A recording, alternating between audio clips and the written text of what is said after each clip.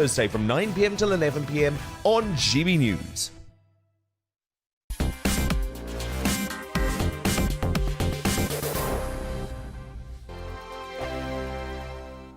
Join my show Farage, 7 p.m. till 8 p.m. Monday through Thursday. And there you will get opinion, analysis, debate, and I'll cover stories that nobody else dares to touch. You've been cancelled. Join the club. Oh my goodness me. And then for the last 15 minutes, talking pints. We're over a drink. We have a civilised conversation with someone. We very often disagree, but we do it in a grown-up way. Come and join me on Farage.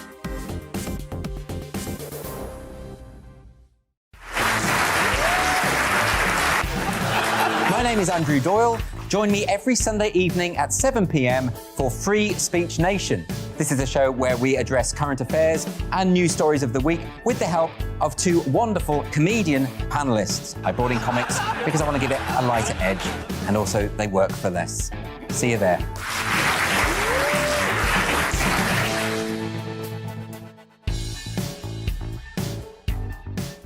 Hi there, it's Stephen and Anne. At breakfast from 6 a.m, you'll always be caught up with everything you need to know, the latest headlines, opinions and debates. We'll bring you the good news and the bad, but most of all, we're here for you. Remember, send in your views and let us know what you would like us to talk about. That's because we're your news channel. And every morning at 6 a.m, it's breakfast on GB News. I'm Dan Wootton. Join me Monday to Thursday from 9 to 11 for the feistiest and most fun news debate on TV, where free speech reigns. I'll bring you a sharp take on the day's biggest stories, bombshell newsmaker interviews, and A-list guests. And I guarantee you, no spin, no bias, no censorship, and no reason to go to bed. That's Dan Wootton Tonight, Monday to Thursdays from 9 on GB News.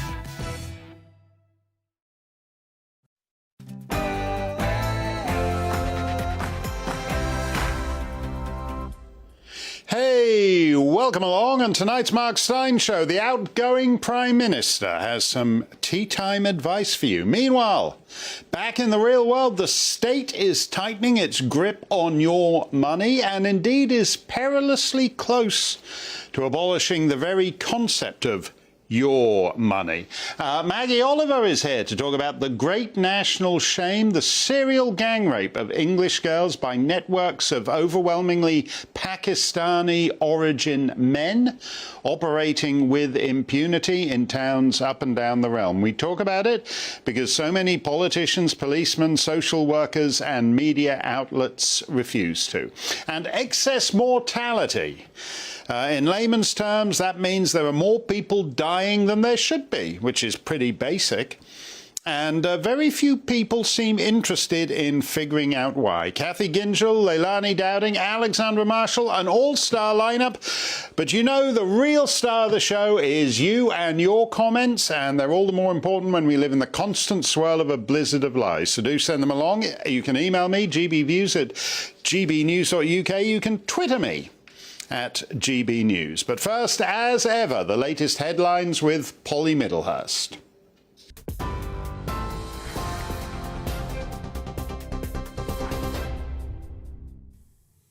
Mark, thank you. Good evening to you. Police investigating the murder of 9-year-old Olivia Pratt-Corbell say 2 guns were used in the shooting in Liverpool. CCTV has today been released of the gunman running from the scene near the Knotty Ash area of the city. Olivia was killed when he chased his intended target into her home. Police say they were not known to her family. Detective Chief Superintendent Mark Steyn renewed an appeal for more information from the public. It is beyond comprehension how anyone could protect or harbour a man who's responsible for killing a 9-year-old child. This man is toxic. He is toxic to our communities, and if you're protecting him, he's toxic to you and your family.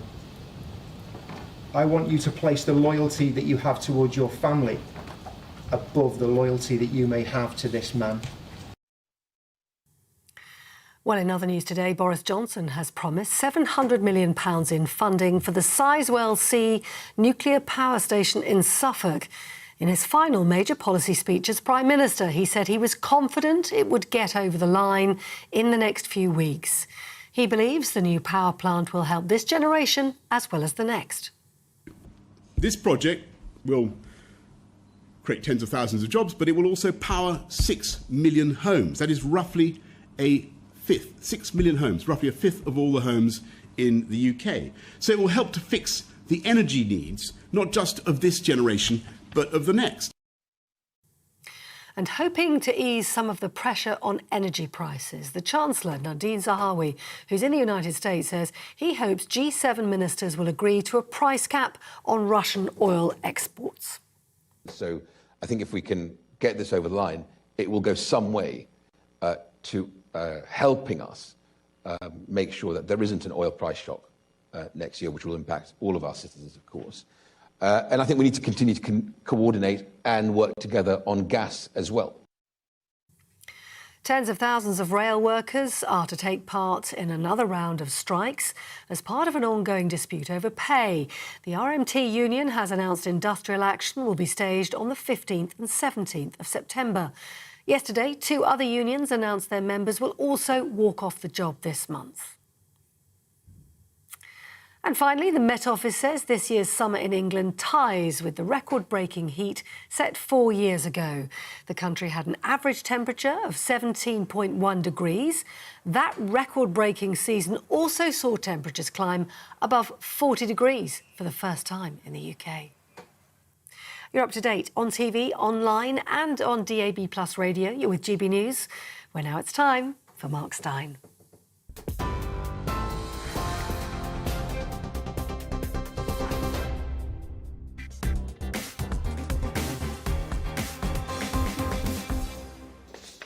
Mrs. Thatcher used to say, first you win the argument, then you win the election. Today's Tories have not done that. In fact, they've spent the last 12 years making their opponents' arguments for them on everything from net zero to free speech.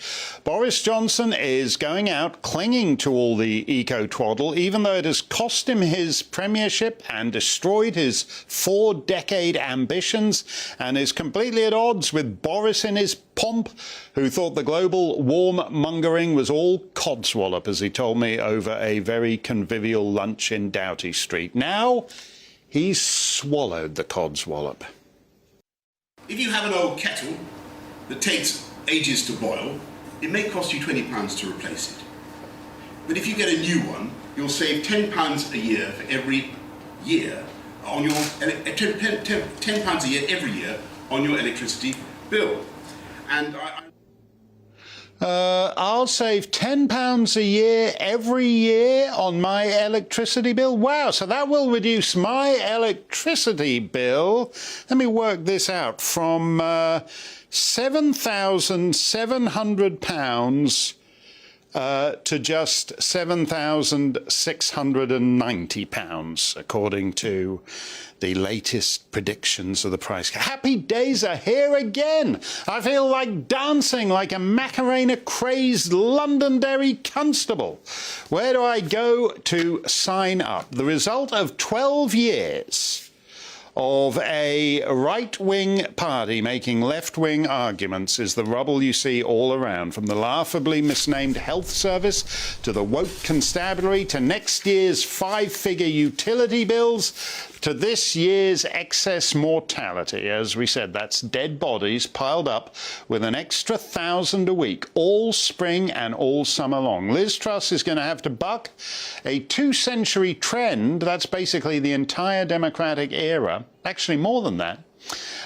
Liz is going to have to buck that 2-century trend to win her party a 5th victory. And because the Conservatives have spent 12 years making non-conservative arguments, the only alternative is a party that looks at the rubble all around and says, yeah, let's have even more of that. So it's too late to win the argument or even to start making the argument. People's homes, businesses, lives are about to be destroyed. Miss Truss is going to have to fly back from Balmoral, walk into number 10 and act. bearing in mind that she has no money because all the money for this century has been printed and blown through. Still, there are things that she can do that won't cost any money. Withdraw from the jurisdiction of the European Court on Human Rights. Right now we have an emergency. Up to 1,300, quote, asylum seekers every day, quote unquote, flee France for the UK. That is a fake refugee crisis that insults the actual lawful residents of this country. These refugees are ushered in from French waters by the Royal Navy, the Border Force, the Royal National Lifeboat Institute to the express check-in. And unlike you, they don't have to worry about the price cap. Are you the owner of a pub or a chippy and you're figuring you're going to have to shut up shop because of your energy bills? You know what's a really good business to be in? Water taxis for these Franco-Albanian Sudanese refugees. Aeolian transport, that's on the Isle of Wight. They're making £2 million over 6 months for providing 3 water taxis to ferry so-called asylum seekers from international waters to the priority check-in at the Premier Inn. Why waste time being a publican or a fish fryer? Close up the Rose and Crown, the George and Dragon, whatever, and you can get rich ferrying armies of young men onto the shores of England. Like Churchill said, "We shall ferry them to the beaches." Liz Truss's proposed Bill of Rights will go nowhere on that, except into bulking up lefty lawyers' retirement accounts. Only withdrawal from the ECHR will do it. If you're in the Bahamas, Kiribati, Mauritius, Trinidad, Brunei, Jamaica, Tuvalu, on and on, your final court of appeal is the Judicial Committee of the Privy Council in London. But if you're in the mother country, your final court of appeal is some Albanian or Azerbaijani judge on the ECHR. It's not difficult, Liz. All the people who will object to you withdrawing from the jurisdiction of Strasbourg already hate you and are working to make you the 4th failed Tory PM in a row. So there's no political price to pay. Just do it. And end those 7-figure private contracts for facilitating the invasion, because even that is an insult. And the big one is this. This winter, people are going to be freezing to death. They're going to freeze to death because of global warming policies. How stupid is that? Put net zero on hold. I know, that sounds ridiculous to many of you. Have you done the right thing and bought an electric car? Here's Kamala Harris pretending she drives one. Look at that. That's fine for a photo op. But after the pictures of her recharging, quote, her car have been taken, she climbs back into her actual limo with its internal combustion engine and gets chauffeured home. If you make the mistake of actually depending on an electric vehicle, Kamala's fellow Democrats in California are now urging you not to charge your car until at least Tuesday of next week because of stresses to the electric grid. What happens if you don't charge your car? Well, it's not really a mode of transportation anymore, is it? It's just an attractive metallic sculpture installed in your no longer needed driveway. By the way, California passed a law prohibiting the sale of gasoline-powered vehicles by 2035. So what size electric grid do you think they'll be needing by then? It's a trick question, because by 2035, private transportation will be only for the rich. The ECHR, net zero, the online crap bill, these are the easy things. If Liz Truss can't do these, then you'll know you're in for the 4th Tory flopperoo in number 10, and Sir Keir and the Ginger Growler can start measuring the curtains. Let me know what you think. GBViews at gbnews.uk. One issue I would love Miss Truss's ministry to take up is the industrial-scale gang rape of working-class girls up and down England. I know it's all a bit awkward, because the child gang rapists are, Asian, a category which covers 2/3 of the men on the planet. But talking about the issue dishonestly is a useful way of providing sufficient cover not to have to do anything about it, which seems to be the preferred position of the British state's various institutions. We heard earlier this week that in Hull, the police investigation into so-called grooming gangs is to be reopened. They launched it a few years back and it went nowhere. The basics will be familiar to you from Rochdale, Rotherham, Oldham, Oxford, Telford, on and on. The police insist that the perpetrators come from a variety of backgrounds. And yes, some are from the Pakistani community, but others are from the Bangladeshi community. Didn't Bangladesh used to be East Pakistan? Yes, but that still makes the backgrounds all very diverse and varied. There's people with a West Pakistani background and an East Pakistani background. And according to the poor abused girls, there's a few, go on, guess. Manx, Irish, Kiwi, Slovene, no, Kurdish and Turkish. With me now is Maggie Oliver, who knows this terrible scourge from both ends as a former police officer and as the founder of the Maggie Oliver Foundation, which is actually just about the only institution in this country doing anything for these poor girls. Maggie, when I said you've seen this from both sides, I'd actually put it that way because the girls certainly tell me that they regard the police as being on the other side from the victims. Yeah, I mean, when I joined the police, I joined because I wanted to do the right thing. I wanted to protect the vulnerable, whether that was a child being abused or whether it was a victim of a murder. You know, for me, it was as simple as that. But I found that I didn't work in child protection. I worked on major crime. But I was asked to go on these jobs because I had a natural ability with vulnerable people. And what I saw and what led to me resigning from the police was that in these cases, Operation Augusta in Manchester, then Operation Span in Rochdale, I saw what I consider gross criminal neglect in pushing these children away, that they didn't matter. I saw, you know, a young girl who was featured in the drama that I worked on, 3 girls, you know, young Ruby, abused from the age of 12, made pregnant when she was just 13. We had a fetus that had been seized unlawfully, but even that man was not charged with rape. He was out of prison within less than 3 years. Another child, Amber, she was criminalised as a tactical option because the CPS decided they were not going to prosecute her abusers and subsequently found that they needed her evidence to run the trial. That child had her life destroyed, and it's taken me 10 years to fight for apologies and an acknowledgement that GMP failed those children. And you'll know that in April, the new Chief Constable admitted borderline. I take, you know, I don't agree with that phrase, borderline incompetence in how they dealt with that case. But that is not an isolated case, and it is not a historical case. No. It is going on today. And the case you've just mentioned, Operation Marksman in Humberside, is a prime example of that, of the same failures 10 years later that I saw in 2005 and in 2011 and 12. It led to me resigning. It's taken over my life.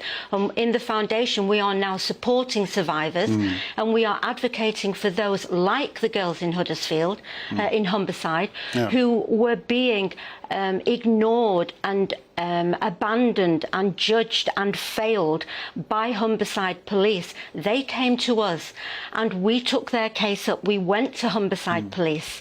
It started off, Mark, with 1 girl who came to me on my social media. That became 3. Then it became 7. Humberside police would not talk to us.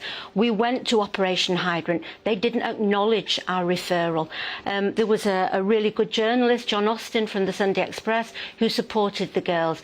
But we wouldn't let it drop. And we then worked with another channel, with Sky News. Right. They put together 3 documentaries about those girls. We saw the evidence. We saw the diaries, we saw the messages, all those things, and now there is an announcement that they're reopening. Those girls would not have had that without the foundation. Well, I've only seen about 1,000th of, or probably less, of what you've seen, but I saw, when I talked to some of these girls in Rotherham, which is some years ago now, and they showed me things that were contemporaneous and persuasive. But whatever town it is, The police behaviour seems to be the same. Now, you said GMP, people who don't keep up with the names of the constabularies here, that's Greater Manchester Police, which is not just Manchester, but it's also, for example, Oldham, where a 12-year-old girl gets picked up by her rapists in the lobby of the police station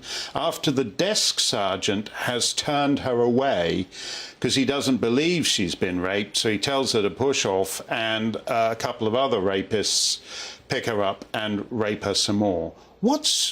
There's obviously some kind of cultural thing in metropolitan, well, not even metropolitan. I mean, West Mercia is Herefordshire, Worcestershire and Shropshire, which all sounds pretty leafy to most people, and they do it too. What's up with these guys? Well, you know what, Mark? You get good and bad people in every job. So the front counter officer who pushed Sam away in Oldham, he should have been disciplined. But Sam has spent years trying to get the truth. When I took her to read the report for the first time, she didn't know that the identity of her abusers was known to the police for many years. She had been to the police. They had been through the internal complaints procedure.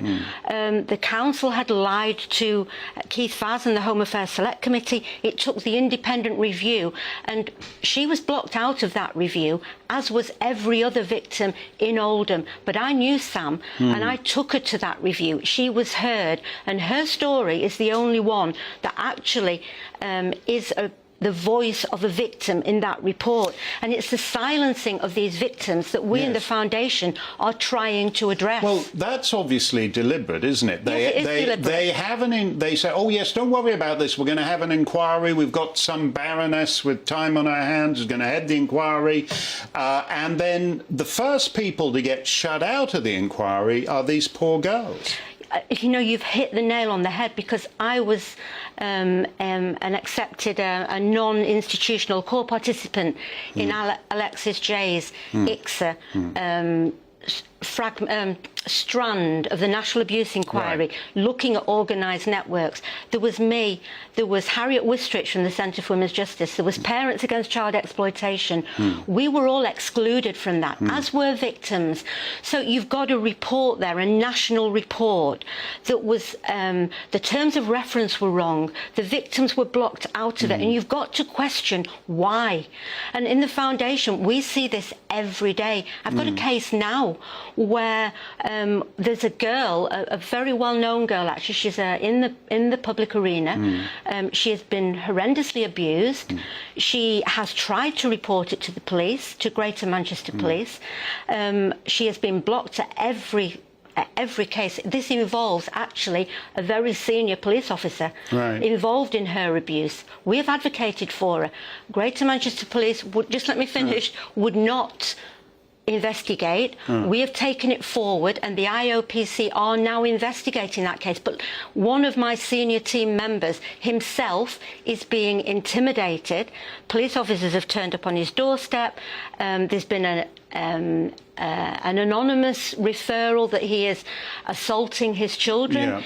It's the same principle that young Samantha had when she came on your show, that somebody turned up at her door, knocking on the door. So there is a determination to silence anybody who challenges the way that the authorities are behaving. And I want to see accountability. We don't have anybody.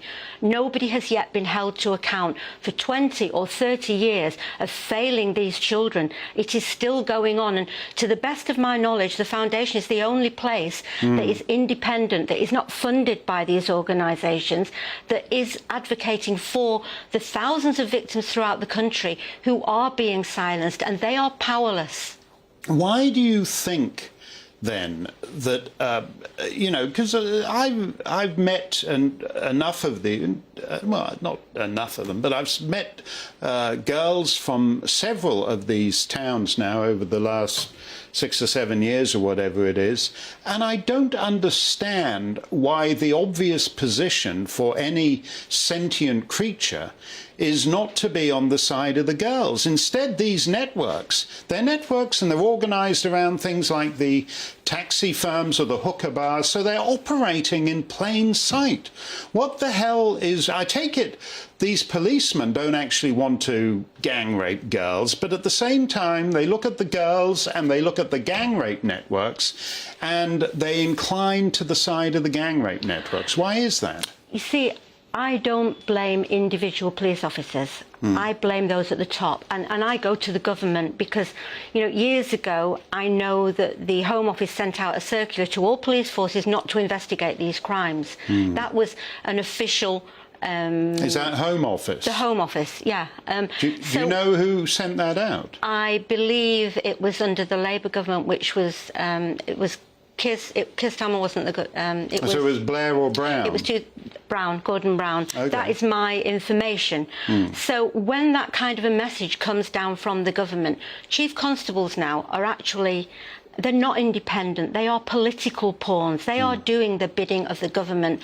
And if from on high the message comes down that these girls don't matter, and if these cases are not prioritised, if they don't get resources, because they are extremely difficult cases to investigate and to prosecute, and you need resources. On Augusta that I worked on, it's public knowledge now that senior officers, the most senior officers, made a deliberate decision that they will close down that case because they wouldn't put resources in. And we had 100 paedophiles on a database. Greater Manchester Police have now been forced to reopen that case 15 years later. So if the message from on high comes down, these cases don't matter because they won't give resources, they don't give time. Individual police officers need time.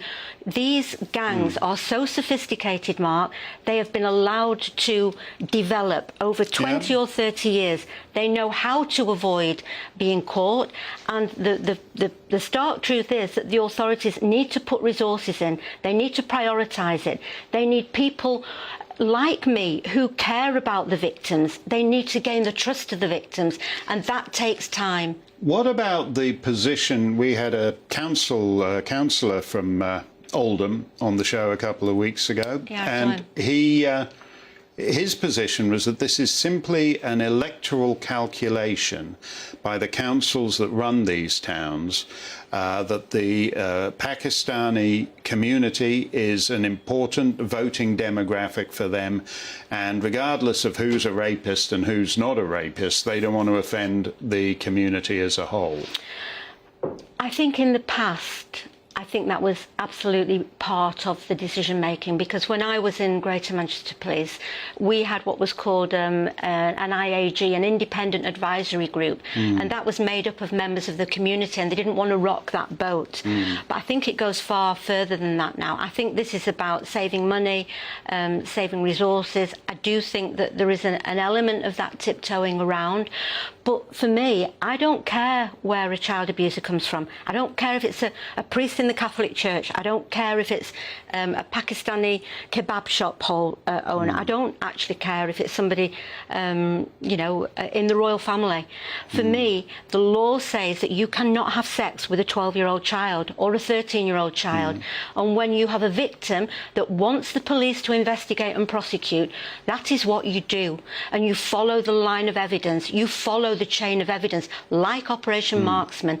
And if that breaks down, or the victim is not prepared to go to court, then you have to reassess. But I think we need a massive overhaul in policing. We need to be using organisations like the Foundation to do the victim care, because you don't have one conversation with a 12-year-old child and they spill the guts to you. It takes time, it takes trust, but with the right person and the desire to do something, you can. I understand that, but all these people, all these girls who are now, because as you say, this goes back to the beginning of this century, and maybe further, but all these girls who are now women, they all tell me, whether they're from Rotherham, Telford, Oldham, all tell me the same thing, that all they feel from the police is the contempt. When officers dismiss them as packy shaggers and white slags, that's the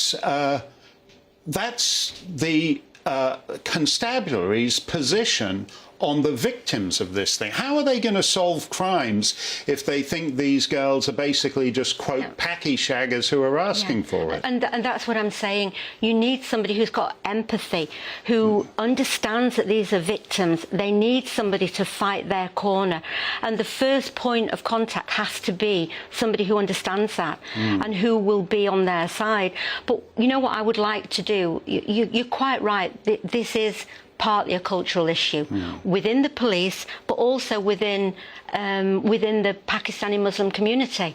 And when you know that the authorities don't record the ethnicity of the offenders, you've got to ask why. Right. You've got to I know, there are good and bad people everywhere. And there are many, many good people who are Muslims, many good people who are Pakistani. But I want to see that community open up the discussion. Why is it happening? What is the answer? Why is there silence around this subject? There are many women within that community. Some of them do come to us, and they, women within that community are actually themselves silenced. They are very oppressed. They are frightened of speaking out as well.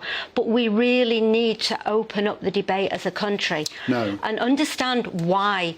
The police need to prosecute the paedophiles. The community needs to address the reasons, and we need to have an honest discussion around it. And children and victims need to be listened to. They need to be supported, and when the evidence is there, we follow it. There isn't a cover-up, there is openness, and we're trying to help the police. No, you're right. You're right there. Honest discussion. Honest discussion.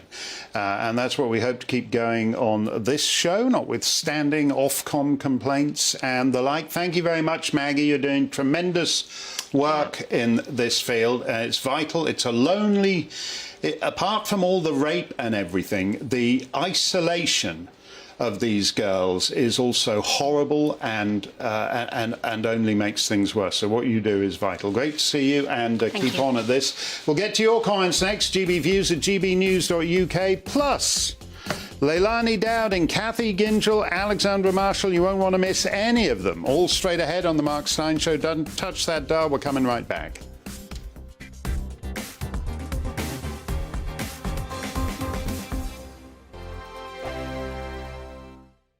Join my show Farage, 7 p.m. till 8 p.m. Monday through Thursday. And there you will get opinion, analysis, debate, and I'll cover stories that nobody else dares to touch.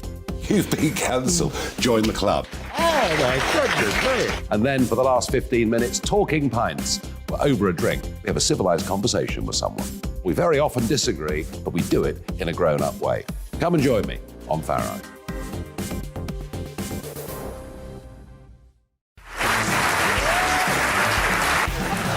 My name is Andrew Doyle. Join me every Sunday evening at 7 p.m. for Free Speech Nation. This is a show where we address current affairs and news stories of the week with the help of two wonderful comedian panellists. I brought in comics because I want to give it a lighter edge, and also they work for less. See you there.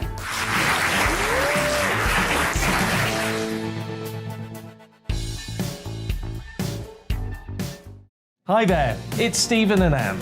At breakfast from 6 a.m, you'll always be caught up with everything you need to know, the latest headlines, opinions and debates. We'll bring you the good news and the bad, but most of all, we're here for you. Remember, send in your views and let us know what you would like us to talk about. That's because we're your news channel. And every morning at 6 a.m, it's breakfast on GB News. I'm Dan Wootton. Join me Monday to Thursday from 9 to 11 for the feistiest and most fun news debate on TV, where free speech reigns. I'll bring you a sharp take on the day's biggest stories, bombshell newsmaker interviews, and A-list guests. And I guarantee you, no spin, no bias, no censorship, and no reason to go to bed. That's Dan Wootton tonight, Monday to Thursdays from 9 on GB News.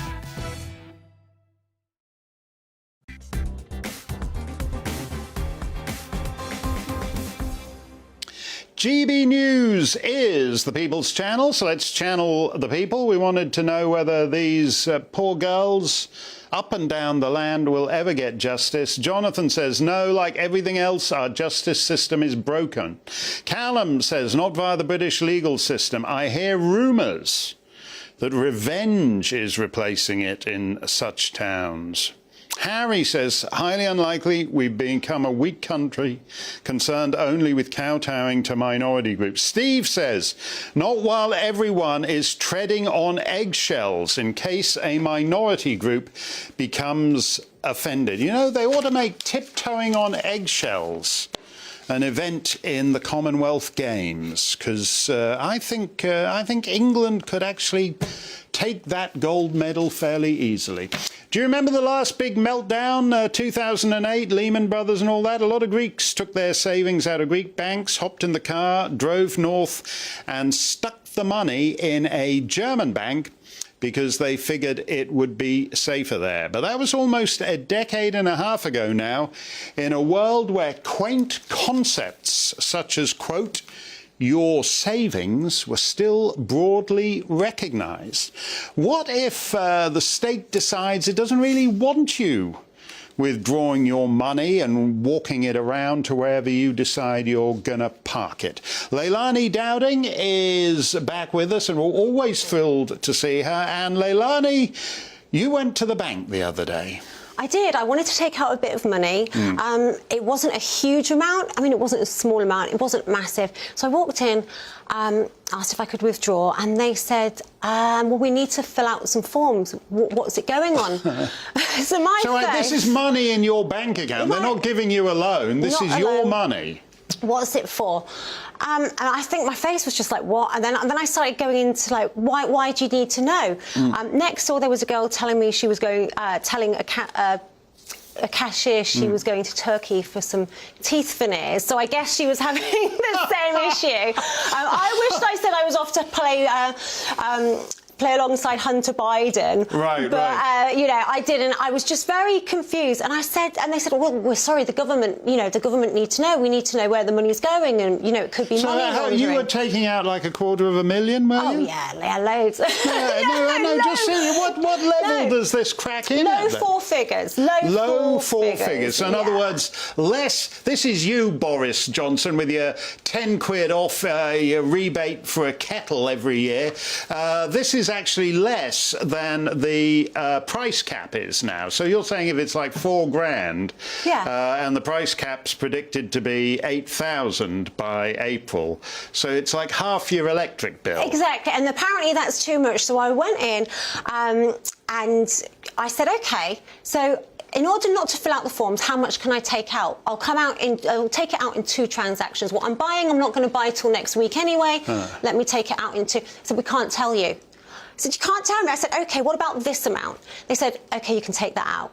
So I said, well, what about this amount? And I added a little bit more on. I said, OK, you can do that. So it wasn't the full amount, and it wasn't, you know, it was a bit more than half. So I went out, I did it in 2 transactions, but it's like, why are we going through this? Why do they want to know exactly where we're spending our money? It's like they need to collect their tithe on everything. I've already paid tax on it. You know, let me take it out, let me spend it how I want. Well, also, I don't understand why you are obliged to tell them what you're... I mean, you know, if I say, oh, I'd like to take out £4,000, what are you doing with it? Oh, I'm flying to San Francisco to have a binge weekend with some rent boys and cocaine. Why is that any business of the government? It's crazy, isn't it? So, you know, and what I see it happening a lot now. And I think the main problem is when COVID happened, everyone started paying by cards and people got used to it. And I spoke to the little old lady in the post office around the corner from me, and she said she was losing money because every time somebody comes in and puts a newspaper on a card, puts a bottle of drink on the card, she's losing money because of the transaction fees. Right. So every time someone pays with a card, Visa, MasterCard, Amex are going to take their little cut. So, they're pushing for no cash. Then you have situations like in Canada when the truckers had their bank accounts frozen. No, that's so true. I don't know whether it's collecting taxes, I don't know whether it's trying to find out and tracking everyone where they're spending it, or control. But you're right, because it means that the little mum and business, the corner shop, is actually getting less money, and the big global cartel of Visa, MasterCard, American Express is getting more. Right. And so it's part of the transfer from small business to the global mega corporation. And I think a lot of people forget that because it's so convenient. They forget that, either the retailer has to pass it on to the customer, or however it happens, money is coming out of my pocket, out of the retailer's pocket, and going into these big corporations. Well, it's mind-boggling, Layla. Why, I tell you that, instead of giving us the lousy, stupid 10-quid kettle rebate, Boris bloody Johnson, you've lost it. You've lost it. You have completely lost it. 20 years ago, you were a reasonably plausible approximation of a normal human being. Now you're just being flown around in private planes for the rest of your life, and you don't realise. And while you're being jetted around by these big money bags to whatever your next stupid speaking engagement is, British subjects cannot withdraw small four-figure sums from the and you call yourself a Conservative government? Get the hell out of Leilani's bank account. Thank you very much, Leilani. We may need to do a special on this, because this is banking tyranny. It's a terrible business. As we've reported, we have a lot of excess mortality around at the moment. In England and Wales, it's been running at about 1,000 extra deaths every week, all spring and summer. There's a lot of SADS, sudden adult death syndrome. What are the symptoms of that? Well, the first symptom is that you're strolling around perfectly healthy. The second symptom is that you're dead. All very sudden. Wherever you live, just pick up your local paper from the weekend in the sports section. Take a look at this story. Jason Jenkins, the Dolphins Senior Vice President of Communications. That's the Miami Dolphins. It's American football, an unwatchable sport, but these guys don't deserve to die over it. But the Senior Vice President died suddenly in the hours before Miami's game Saturday against the Eagles, the team announced. He was 47. That was Saturday. Monday, in the movie news, actress and model Charlie Dean died suddenly at age 32, People magazine confirmed Tuesday. Her breakthrough movie, Triangle of Sadness, opens next month. It got an 8-minute standing ovation at the Cannes Film Festival and won the Palme d'Or, and everyone agreed it was going to make her a star. But no, she's dead. That was Monday. On Tuesday, well, we reported last week on a suddenly dead women's footballer in Belfast. Here is another in Kent. Tributes pour in for Aylesford Football Club player Danielle Cubitt after unexpected and sudden death. Also from the sports pages, captain of junior hockey team in Ayr, Ontario. That's a part of the world I know very well. Captain of junior hockey team, dead at age 19. Eli Palfreyman died during the game, 19 years old. The old Fleet Street rule was that it took 3 to make a trend. We have a lot more than 3 dead young sportsmen, but no reporters seem minded to investigate. We have official statistics from the Canadian province of Alberta saying that the leading cause of death in Alberta is now cause unknown. But instead of trying to pin down what all those unknown causes might actually be, there are lots of ludicrous internet fact checkers who say there is no hard proof this is anything to do with you-know-what. Kathy Gingell is the founder and editor of The Conservative Woman, and you think, Kathy, that there are people out there who actually might have found some causation. Yes, exactly. So everyone will argue that it's correlation or temporal association. That's the Medicine and Health Regulatory Authority favourite word, temporal causation. Well, yes, actually it is temporal, because in that time space, they die. Yes. You know, come on. But we can't look at it because there's every other reason for it. And if we look at last year, there are just as many. And people constantly love to do the correlation argument, that correlation isn't causation. Well, there's a new German paper that's the most extraordinarily detailed paper, a statistical analysis of all the German death data. And I think they're probably rather better at this than we are, for whatever reason. And what's good about this paper, they've used every type of statistical method to look at the excess deaths data. There are various, if you're a statistician, you can choose various sort of type of models or approaches. On each one, it comes out the same. They have to explain this excess mortality in the younger age groups that cannot be explained by COVID deaths and cannot really be explained by that much else, because it is so unusual and it relates to the months of maximum vaccination. Right, and because it's happening in the young and middle-aged as well, it's not something that can be explained in the same way as they explain COVID. There was a Dutch study as well, which basically tracked the excess mortality according to when they'd introduced the vaccines and the booster shots in each of these various Dutch areas. You do get the sense, though, that there's a great institutional reluctance to do something like that in the UK. Absolutely. They don't want to do, first of all, they've never wanted to do a risk benefit on the vaccines themselves. We've known for a long time now that the Pfizer data was very sort of misinterpreted at the beginning. They weren't honest about it, and the actual efficacy of the vaccine's low, and more stuff's come out about the number of deaths were higher in the first rollout of the vaccines. We have our own data in this country that shows on yellow card reporting there already nearly 2,300. These are reports made by hospitals and doctors, vaccine-related deaths.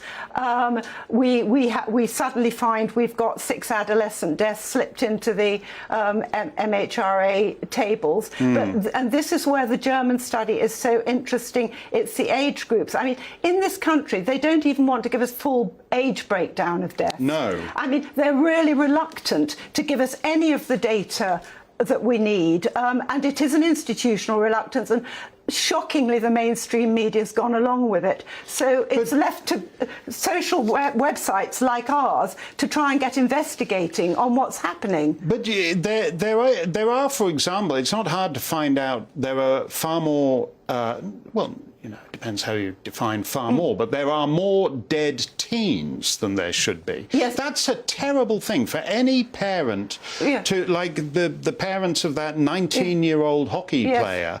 Why you get the feeling that even the individuals affected by this are being somehow anaesthetised into not rocking the boat. Yes, it's absolutely, and Rishi Sunak rather gave it away in that interview he gave to Fraser Nelson. I mean, it's very appalling that we mustn't upset the narrative. The official number 10 line is that we've got to make this seem like this is all scientific, our policy. Make it appear scientific, his words were, I think.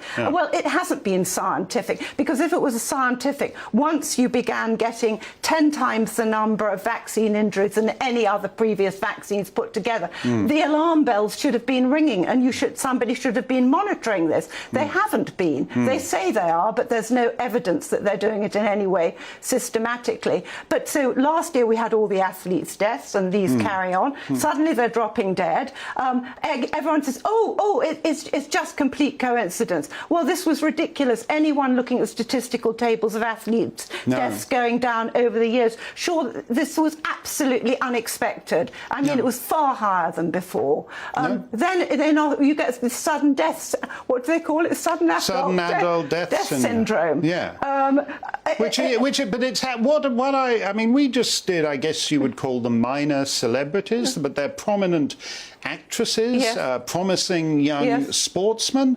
they're the sort of people, or even poor Lisa Shaw at the BBC. Why the BBC doesn't even care when it's their own colleagues? No, they just want to push the vaccines, and especially on pregnant women. And as you raised, you know, despite the fact that the Pfizer safety data has been there saying there is no safety, there is no evidence. We cannot say that this is a safe vaccine for women who want to get pregnant or who are pregnant or are breastfeeding. Yet they still push it on the same people still push the vaccine.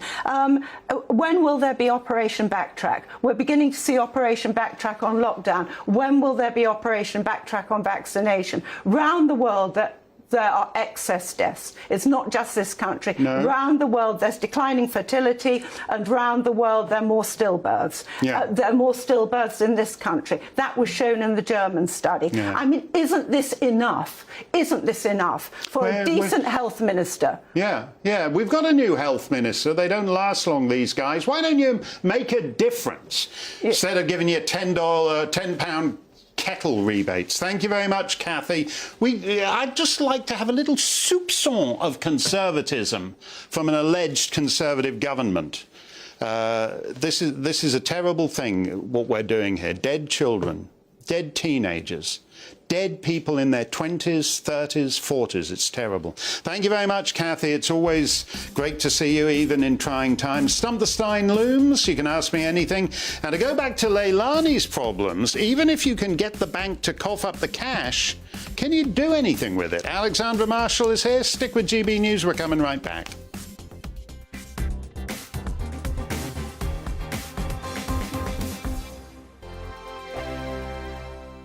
Join my show Farage, 7 p.m. till 8 p.m. Monday through Thursday. And there you will get opinion, analysis, debate, and I'll cover stories that nobody else dares to touch. You've been cancelled. Join the club. Oh, my goodness me. And then for the last 15 minutes, talking pints. We're over a drink. We have a civilised conversation with someone. We very often disagree, but we do it in a grown-up way. Come and join me on Farage.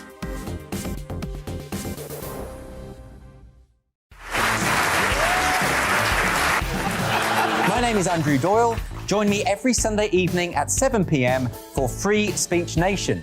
This is a show where we address current affairs and news stories of the week with the help of two wonderful comedian panellists. I brought in comics because I want to give it a lighter edge, and also they work for less. See you there.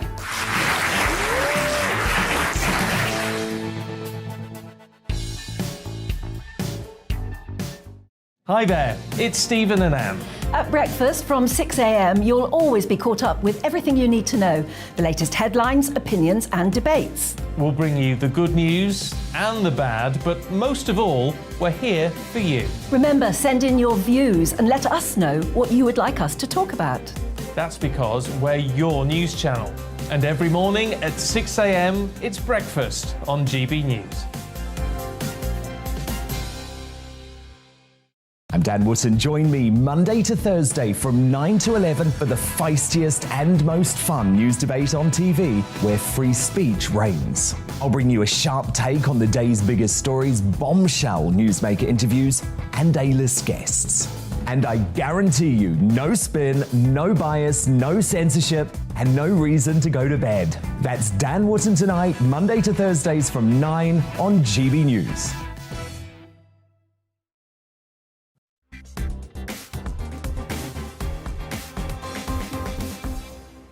Yesterday I was perambulating along Piccadilly and felt a bit thirsty, so I popped into a coffee house, ordered a beverage and proffered a £5 note. And the barista recoiled in horror and said they'd gone cashless or cash-free or post-cash. Well, what's the problem with that?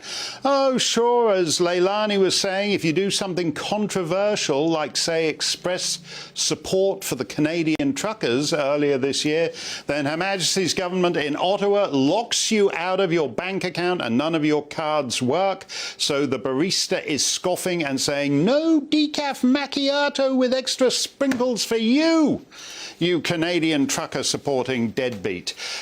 We are pleased to be joined by the great Alexandra Marshall from the Specky Down Under. This changes the relationship. It changes the nature of money, and it changes the relationship between money and the state, does it not?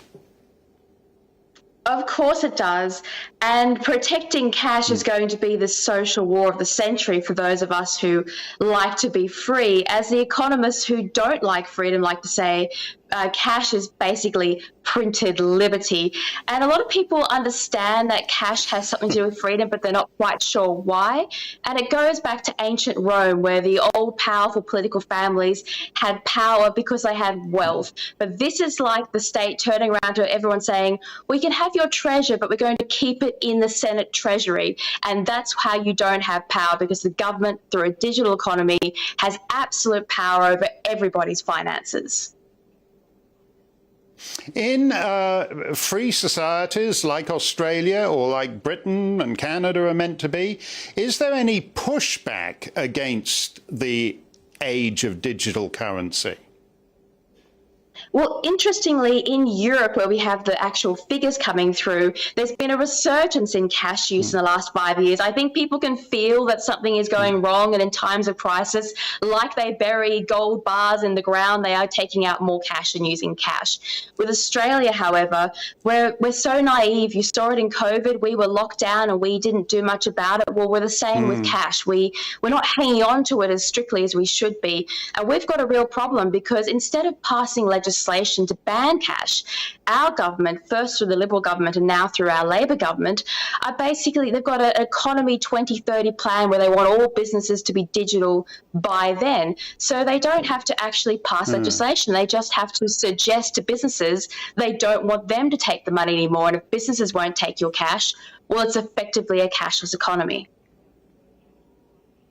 So basically, they're leaning on all the most powerful corporations in the state, whether, you know, you're talking about people who make your carbonated beverages or people who sell you railway tickets or whatever, to say, no, no, no, cash is out, and then you don't actually need to make it a government edict.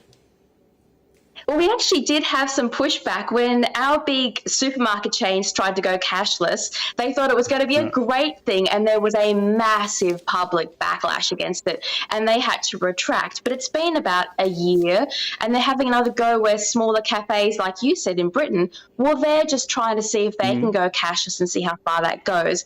So they're trying it on us again, and they'll eventually win. But the thing people have to be careful of is once you don't have cash and you've only got card, it is a slippery slope to paying with your currency, to paying with things like social credits. And that's what we have to worry about, because the next century is going to be marked by absolute state control. And this is the key to doing that. So please, people, you must understand the value of cash. Yeah, because otherwise, you know, there'll be a choice between the bug sandwich from Farmer Bill Gates or the actual authentic 3/4-pound cheeseburger. And if you order the cheeseburger, your social credit score is going to crash and you won't be able to go on holiday. Terrible times, Alexandra. Thank you, as always. Let's close it out with a bit of stumping. Russell says, what would you do? Which policies would you implement and new powers you would want to be enforced as a new Prime Minister? I just told you at the top of the show, first day in office for Liz Truss. Let's get out of the European Court of Human Rights. Let's put net zero on hold. Let's kill the so-called online harms bill. And while we're at it, let's get Ofcom out of the editorial business entirely. That's my first day. Actually, that's my first 45 minutes at number 10. Dan Wooden's here to thump your Thursday. What you got, Dan? Mark Steyn as Prime Minister, what a thought. Absolutely. Abolish Ofcom. There should be absolutely no editorial censorship like that in this country. We know. Preach it, brother. Completely ineffective. I'm with you on that. Look, Mark, we've got a bit of fun to end the week. We're doing all of the serious stuff as well, but I've got to tell you, I'm very excited because we have Mandela Mandela. Now, he is Nelson Mandela's grandson. And he is the man who is very angry about a certain Meghan Markle comparing herself to the former South African president. So I'm really excited about that. And we've got Jim Davidson taking on the woke week at the end of the show as well. Oh, fantastic. I love the Mandela thing. You know, Meghan Markle, not being given the best bedroom at Sandringham is just like being banged up in Robben Island for decades on it. Oh, for God's sake. Great stuff, Dan. All after the weather. Stay safe, stay free. Good evening, I'm Alex Deakin with your latest weather update from the Met Office. The weather's definitely on the change. A few more showers around tomorrow. Still some sunshine, still quite a warm and humid feel, but weather fronts are approaching, one from the northwest and one from the south. That's really going to mix things up as we head into the weekend. For the time being, though, most places having a fine Thursday evening. There are one or two scattered showers across the south from this first weather front, even a few heavy ones here and there. We'll see a few more spreading up towards the Midlands, maybe parts of East Wales through the night. Further north, most places will be dry, but notice the cloud increasing from that other weather front towards the Western Isles. Quite a chilly night in northern Scotland, not quite as cold as last night, but still well down into single figures. Quite warm and humid in the south, the temperatures staying in the teens. And quite a lot of cloud over the Midlands, more central parts of southern England, East Wales in the morning. Still a few showers in this area, and a few more will develop as we go through the day, again, particularly across southern counties of England. But some will drift northwards, the odd one for northern England. And we'll see a bit more wet weather pushing into western Scotland. Quite warm and humid, temperatures mostly in the low 20s, but quite warm, especially across East Anglia and the southeast. 26, 27 is possible in the London area. During Friday evening, a few more showers breaking out for England and Wales before the main attention turns to the northwest as the rain across Northern Ireland and western Scotland turns heavy and persistent, lasting for most of Saturday. And that could cause some problems. Today we issued a yellow warning for that rainfall covering parts of Northern Ireland and southwest Scotland. I say just the fact that it builds up really through the day could cause some flooding issues. Elsewhere, some heavy showers crossing eastern parts of England, but hit and miss affairs. No guarantees of rain for the areas that most need it. More showers for Wales and southwest England come the afternoon. And the weekend looking pretty showery all in all. More bands of heavy showers crossing the country on Sunday. That rain will be heavy in places with that warning in force for Northern Ireland and southwest Scotland.